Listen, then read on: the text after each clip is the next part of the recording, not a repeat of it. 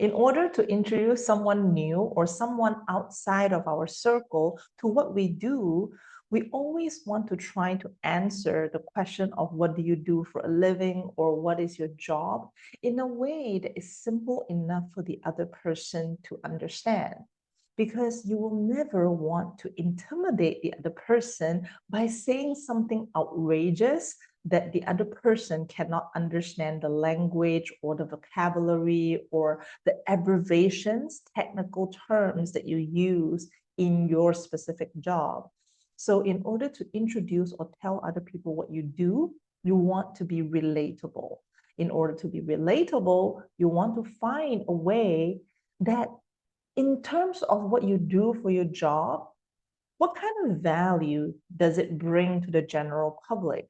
Because there's always a reason for you to do what you do. However, because you know your job a lot better than anybody else, it is your job as the speaker to connect the dots to the regular person like me who does not understand what you do for a living. So for example, if you are a programmer, what kind of programs do you write? And how does that affect any regular non-programming background person? How can you simplify your language so that a regular person, like a parent or a friend or an outsider, can understand what is it that you do?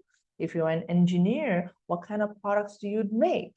So it's all about making your message understandable instead of sharing the specific details of what you do for a living. I know you're trying to be responsible and to share exactly what you do. However, you want to take it step by step because not everybody knows your job and not everybody is from the same industry. So therefore, as a speaker, you want to come up with different ways of helping your listener understand your message so that the communication can flow a lot easier. I will see you in my next video. I'm Anna. Bye-bye.